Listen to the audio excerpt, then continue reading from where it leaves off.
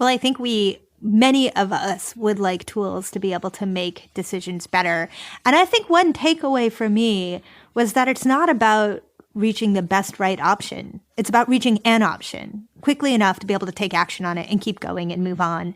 And so you kind of have to make peace with the fact that you're not going to hit the best option every time, that the best option, frankly, doesn't even matter a lot of the time. That's Jessi Hempel, Senior Editor-at-Large at LinkedIn and host of the hit podcast Hello Monday.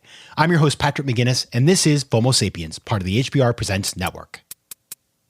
We live in a world of overwhelming options, and whether you're an entrepreneur, an executive, or just someone who wants to make the most out of your time and money, committing to just one thing can feel impossible. That's called FOMO, and it's short for fear of missing out. How do I know? Because I coined the term. Welcome to FOMO Sapiens, the show where I ask entrepreneurial thinkers how they make personal and professional decisions in a world of overwhelming choice. FOMO. FOMO. All right, this episode is one that I've been looking forward to for a long time. It's a special edition to celebrate the launch of my new book, Fear of Missing Out, Practical Decision-Making in a World of Overwhelming Choice, which comes out on May 5th, which is next Tuesday.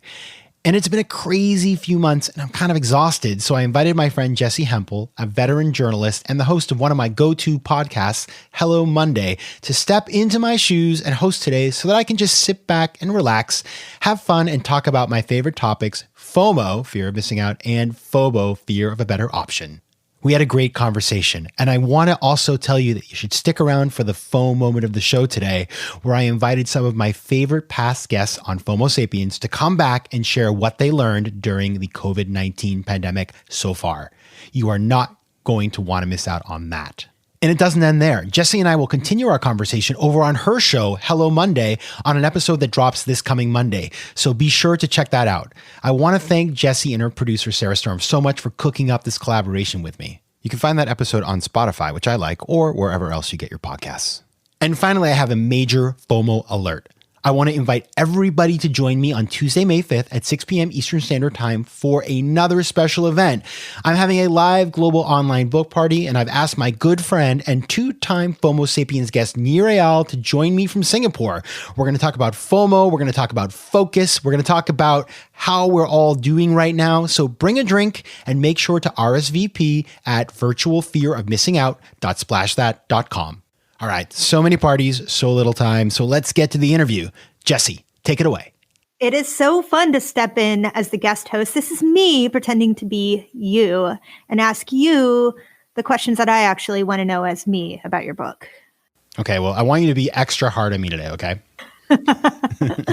I don't know if hard's the right word, right? Like, I want to go extra deep. Let's do that together. All right, fine. Take it away. Hey, so Patrick, how did you see FOMO in the age of coronavirus? I mean, is this still a thing?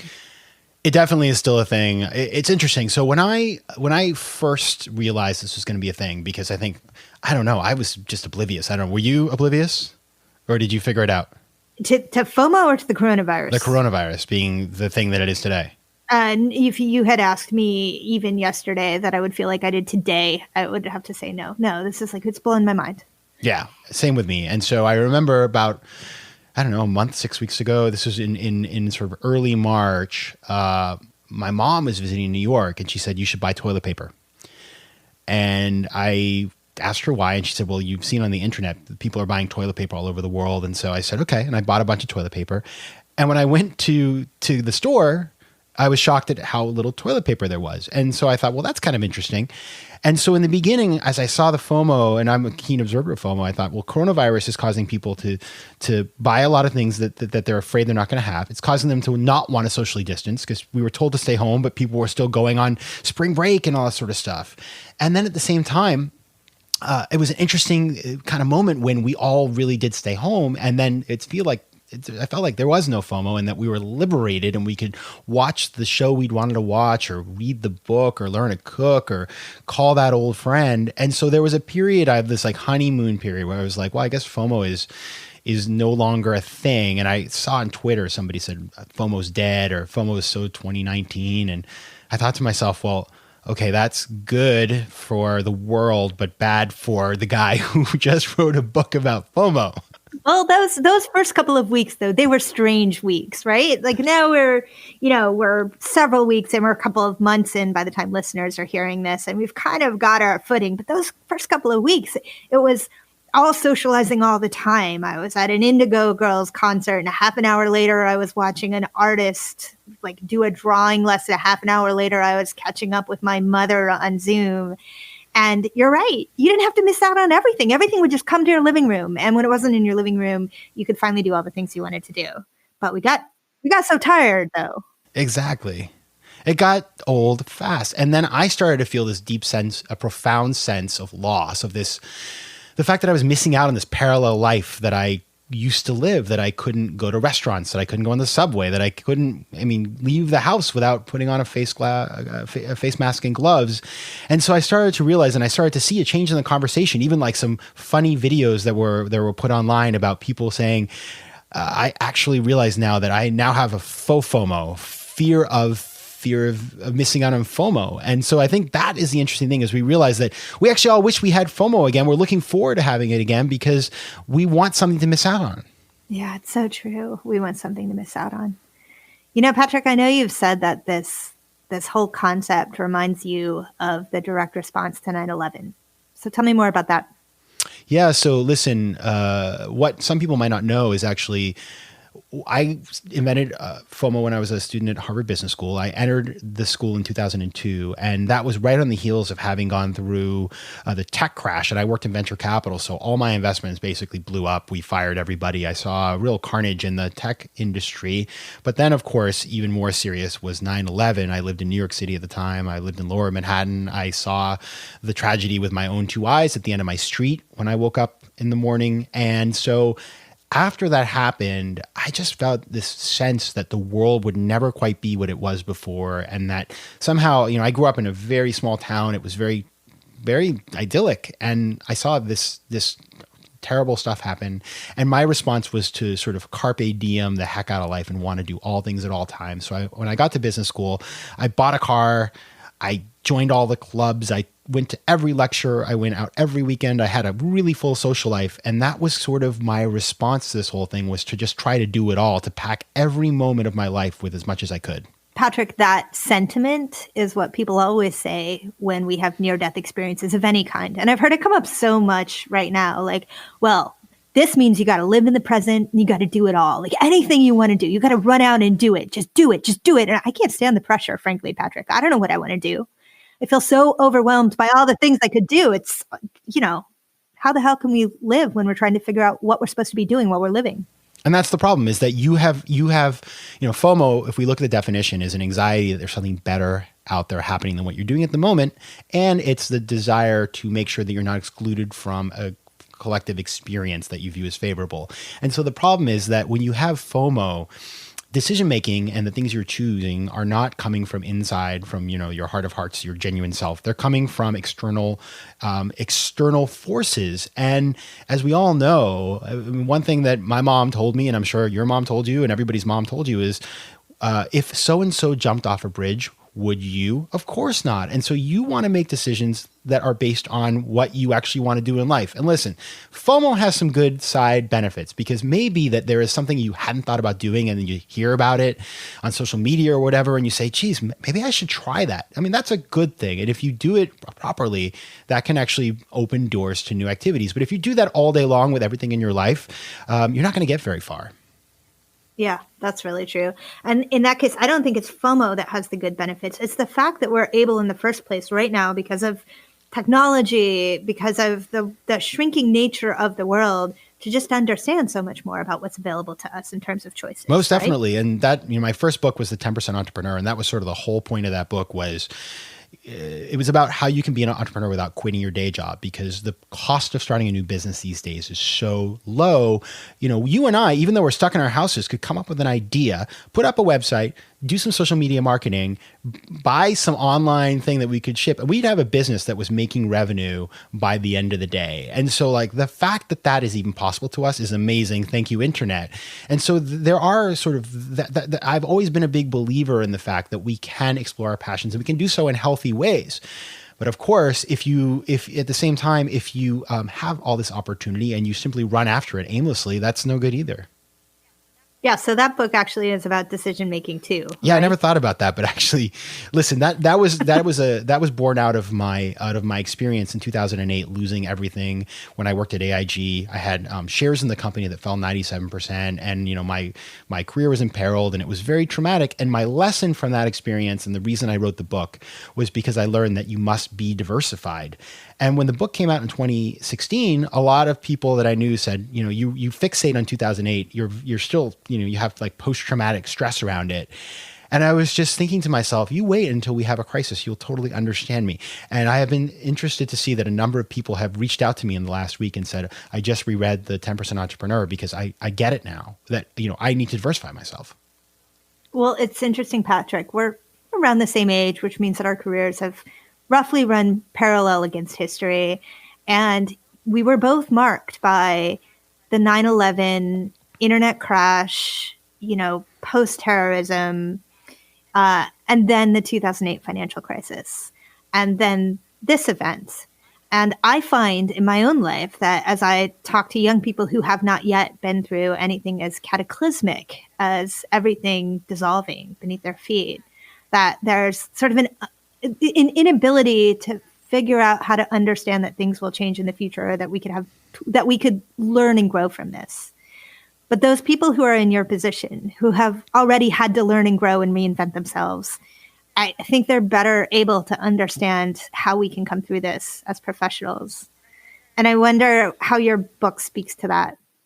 It's something I think about a lot because 2008 was so difficult for me, and I went through a deep period of transition that led me to a new path that I'm very happy to have. So I'm a big believer in the concept of post-traumatic growth. And I think that all of us can come out better out of a crisis. And there's lots of really interesting research on the topic that I've written about and talked about in other places. But when I think about the new book and how it relates to this, I think what I really am trying to impart to people, and this is kind of a current that runs through all of my work, is you can buck the trend. You don't need to follow the crowd. You can kind of customize what you do in your life to your own objectives, and you don't have to be afraid of it. Don't follow the crowd. Don't run after other people. Be decisive. Choose what you want. Live your life the way you want to. And I think that, it's something that's easier said than done, right? Especially when it comes to things where, for example, careers where we're taught that there's just one path and you're on this ladder and you've got to take it. And if you don't do this, and say you went to a school where all of your friends are working in certain types of places and you feel this social pressure to keep up, right? That you don't want to miss out. And so that's been a lot of what I think about, is just having the agency to choose to do what you actually want. Because what I've learned, having done that now since the last financial crisis, is that it made me a heck of a lot more happy. And that's a key thing to optimize for. So how did your experience as an investor shape the way that you think about decision making? I never really thought of myself or sort of thought of decision making as a strategy or a process until I worked in venture capital. And then when you do that, of course, you produce memos and you have to write out your rationale and you have to sell your point of view to people. And so that really was fundamental into the way I thought about this. And in fact, in the book, I use the process of venture capital a bunch of times to understand how to make decisions and how to show people how to do them, because making a decision is like making an investment. You're looking for a return on that decision, like you look for a return on an investment. And of course, there are no perfect decisions. But venture capitalists do a great job of thinking through the risks and then making decisions based on the risk and the reward of that decision. So that kind of is the framework. And I think another aspect that it really informs is I encourage you in the book and in life to write things down. Having a record of what you did and then be able to learn from it and revisit it is so valuable. And so that's something that I constantly talk about and actually do myself. Yeah. Is that what does your daily practice around that look like? Oh, it's not pros and cons. I do much better in life. And obviously as a writer, I'm somebody who expresses himself in paper or on the screen in a way that gives me comfort. And so what I like to do is really sit down and write down rationales. And then I keep lists of these things and I go back and look at them from time to time. Where was because you're never going to remember where your head was at. But when you force yourself to write it down, you will. Yeah, that's really true. So talk to me about the process of writing the book. So listen, as somebody who invented FOMO and FOBO, I'm well in touch with the fact that I'm not immune to them either. And so both times I've written a book, what I've done is simply to leave and spend time in almost like, I mean, it's not dissimilar to what we're all living now with quarantine. For fear of missing out, I went to Mexico City, which is a place that I love. I always choose a place that I love and where I'd like to spend more time. So first time was my homeland of Maine, in the middle of the winter though, so that I would really work and not just enjoy lobster rolls. Second time was Mexico City in the middle of winter, so weather was good, but not amazing. I have to say, I was extremely jealous as I read your book. And you talk about being in Mexico City and writing in a coffee shop, and I thought, I want that.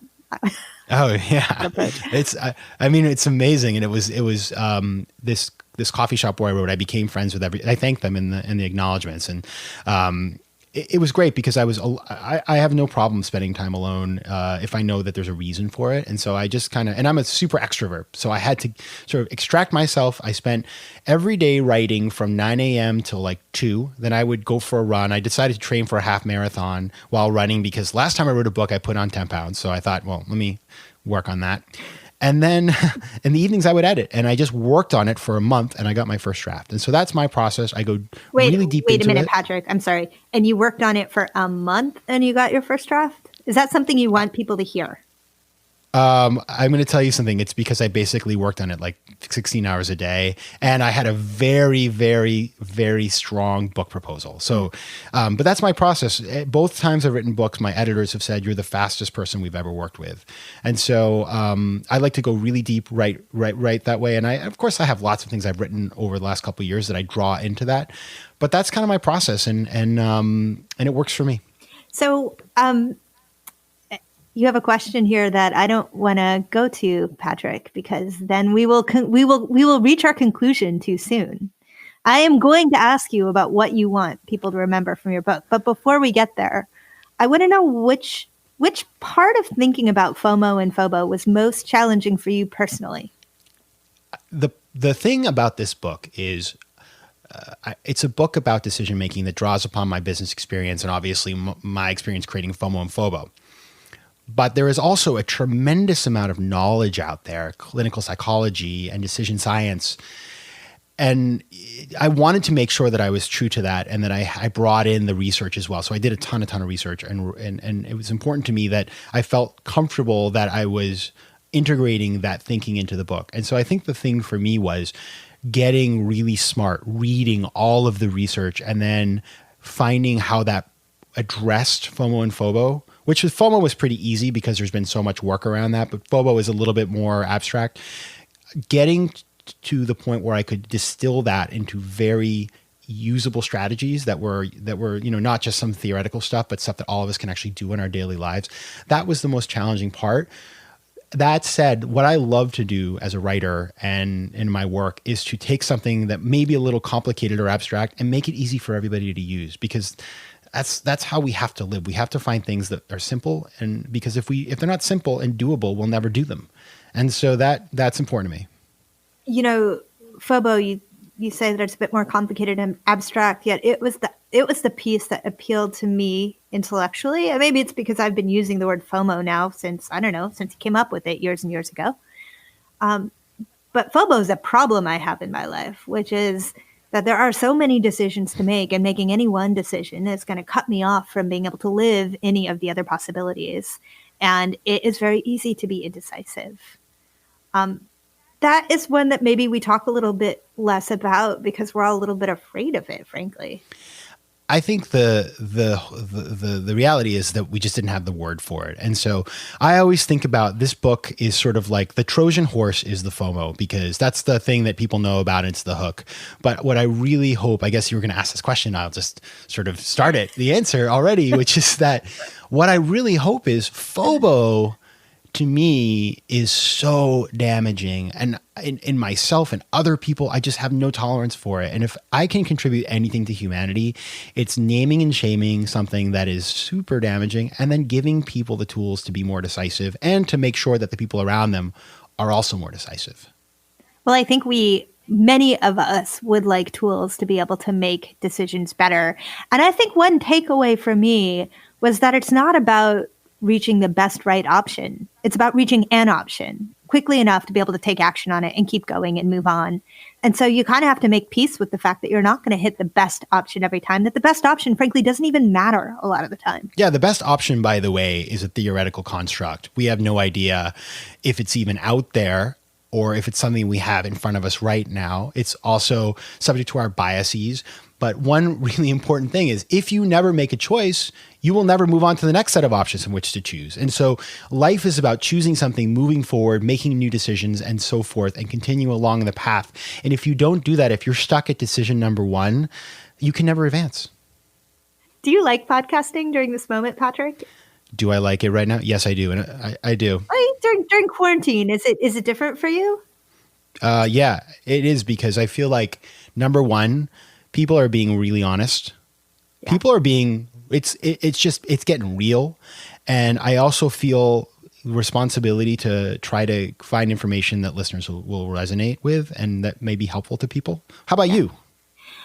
Same. I mean, people are stepping up and making themselves available who otherwise wouldn't have had the time. They're prioritizing it, and they're being more vulnerable on this show. I mean, they're bringing everything. I think it's true that all of us are pretty scared by this moment in different ways, and it's exhibiting itself in different ways, and we're all very emotional in different ways, exhibiting itself in different ways, but people seem willing to talk about that. Yeah. I also think it's because we can do it from our homes. Yeah. It feels so good to just be productive and know that you're creating something new, even though you're actually, I have a little daily ritual that I've started since quarantine, which, because I was like having trouble getting dressed in the morning and taking a shower. So every morning I put on some sort of different outfit that's like thematic. Like one day I was French assassin, things like that. It's really weird. But if you follow me on Instagram, Patrick J. McGinnis, you can see these daily routines that I do. And it, like this morning is a horrible day outside, rainy, didn't want to get up. But I thought to myself, well, I want to dress today like a cat burglar. Or pat burglar, as I called it. And so I got up, took a shower, and then put on my costume. And it's so stupid, but I swear to God, it gets me out of bed in the morning. I love that. And then you photograph it for Instagram. I mean, I'm not picking up on as much of cat burglar as I would like. I can see your black shirt, but you know. Oh, I'm not wearing it now. There's a whole, no, go check it out. I'm telling you, I sell it. I really do. That's awesome. Look, Patrick, I loved coming onto your show to talk to you about your book. And I loved even more having you on our show to talk about your book. Look forward to doing it again. Yeah, definitely. Thanks so much for coming on FOMO Sapiens and doing the host job, because let me tell you something. I realize being the guest is even harder, but it is, right? But I'd love to have you back sometime, and best of luck. FOMO. Now it's time for the FOMO moment of the show. And since I can't invite all of my past guests to join me in person right now, I did the next best thing. I invited them back here to FOMO Sapiens. I reached out to some fan favorites and a few other special people, hint, my mother and my brother, and asked them to share what they've learned so far while in quarantine. So everybody, welcome back and tell us what you've learned. Meredith Golden, dating expert and founder of Spoon Meet Spoon. What I've learned during quarantine is how important it is to have dinner as a family. And I'm embarrassed to admit that before this, my family maybe had dinner together once a week. And being forced to have a meal together every single night for the past month and a half has made me realize how much we've missed out on, and I feel very guilty about it. Hey, it's Christina, the founder and CEO of Farm Girl Flowers.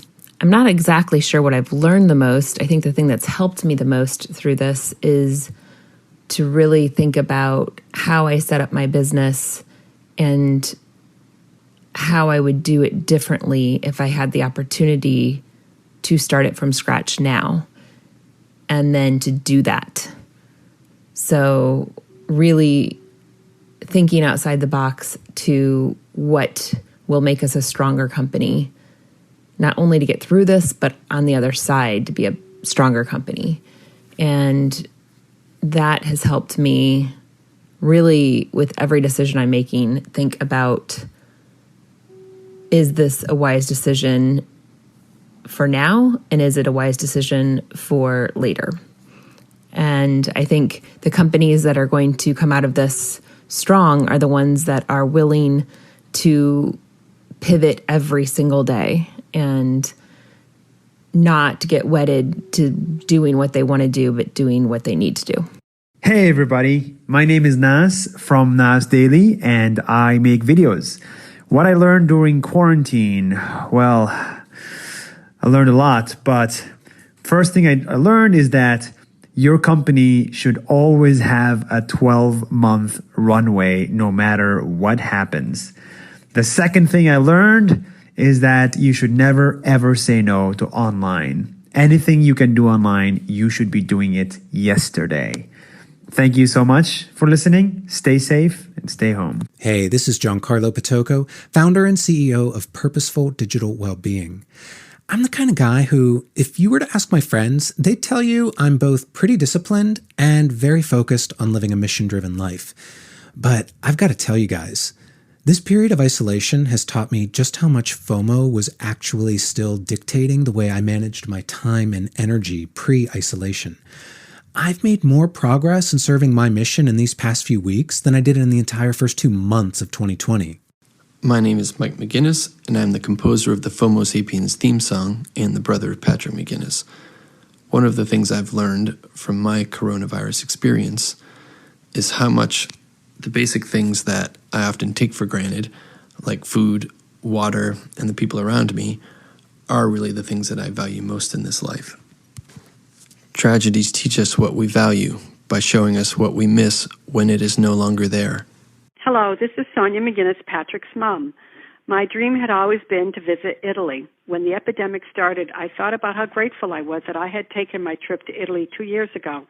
As Ben Franklin once said, don't put off until tomorrow what you can do today. I'm your host, Patrick McGinnis, and I've learned that the human ability to adapt to any situation is remarkable. If you had told me that the world would look like it does today, just a month ago or 6 weeks ago, I couldn't have believed it. But here we are. Everybody's doing their best. We're pulling together. And I think that there's a lot to feel hopeful about. It's not easy, but we'll get through it together. FOMO. I'd love to learn what you learned in quarantine. So FOMO Sapiens, do me a favor. Go to your phone, open up the Voice Memos app, record a 30-second clip, making sure to tell us where you're calling from and what your name is, and then email it to me at letsconnect@patrickmcginnis.com. And I'll choose some of my favorites to include in a future show. FOMO Sapiens is part of the HBR Presents Network. Theme music is by Mike McGinnis, and editing and post-production is by Josh Elstro. If you like today's show, please be sure to rate it and recommend it at Spotify and at iTunes. And as always, you can find me at patrickmcginnis.com. FOMO.